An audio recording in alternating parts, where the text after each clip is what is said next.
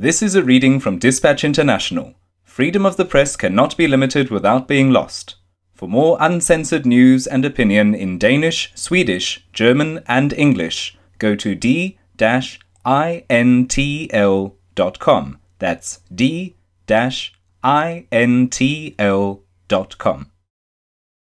Author Roger Sahlström. Title Behind Enemy Lines. Published November 15, 2012. Summary. On the night before the Free Press Society's meeting with Geert Wilders in Malmö on October 27, the left planned its strategy. Dispatch International's Roger Sahlström was there. I cross over Mullenvångstorget on my way to a leftist meeting at the Amalthea Book Cafe and wonder what I have let myself in for. I am to march right into enemy territory, and the closer I get, the more nervous I become. Just before I enter, my legs want to turn around, but I force myself forward. I take a deep breath and open the door.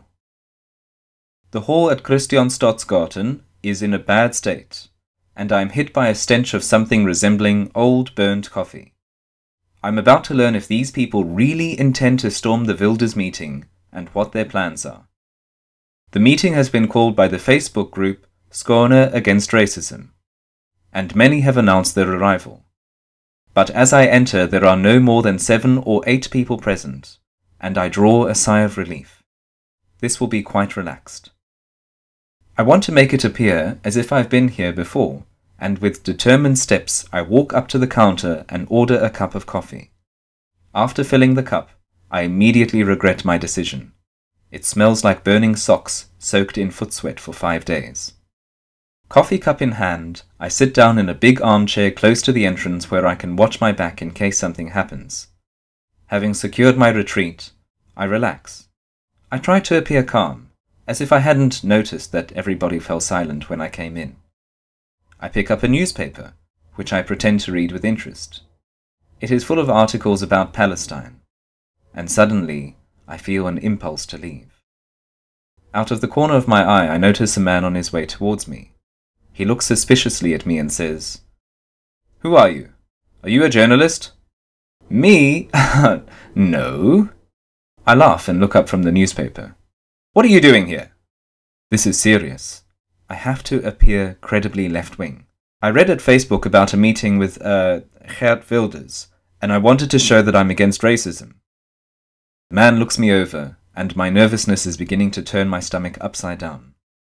Suddenly, however, the man's body language changes, and he sits down in the sofa next to me.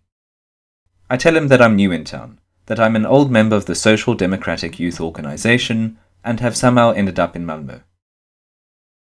We chat about various things, the class struggle, racism, and gender politics. Meanwhile, the room fills up with people. They are clad in rags, in military trousers and boots, and with unwashed hair.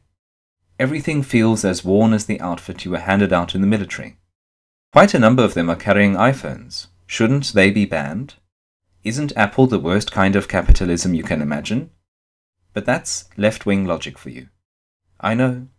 I used to be one of them. Now I realize that I'm stuck in a corner. What felt like a safe retreat just minutes ago is now a wall of socialist madness. Nervously I switch on my cell phone. The hall is now almost overflowing with people, and the man who has questioned me gets up and makes his way through the multitude. Like a military officer, he proceeds to outline what is going to take place at the next day's protest meeting. There is no doubt the objective is to disturb as much as possible and, if given the chance, to conduct a regular attack on the people they consider to be Nazis. The leader shows a sketch and explains what the surrounding area with buildings and streets looks like. He carefully reports on the strategy of the police, to which he got access by simply calling the police and asking. The leftists' plan is to use every means to force their way into the meeting hall, intending to shut it down in a, quote, democratic fashion, end quote. The planners discuss the weather situation. It is going to be windy and very cold. This bit of news is received with regret around the hall. Perhaps the revolution will have to wait. I'm struck by the unusual number of women at the meeting. They are the most active, and ask many questions. How does one engage in peaceful violence? How to force one's way through a police line? How can one cheat one's way into the meeting hall? A tattooed girl with a dog wonders if one should get hold of some smart clothes. We're so deviant, she notices. We may have a hard time getting in. The leftists are well versed in laws and regulations. They know how to use the law to their own advantage and in what grey zones one may move without the risk of being accused of anything serious.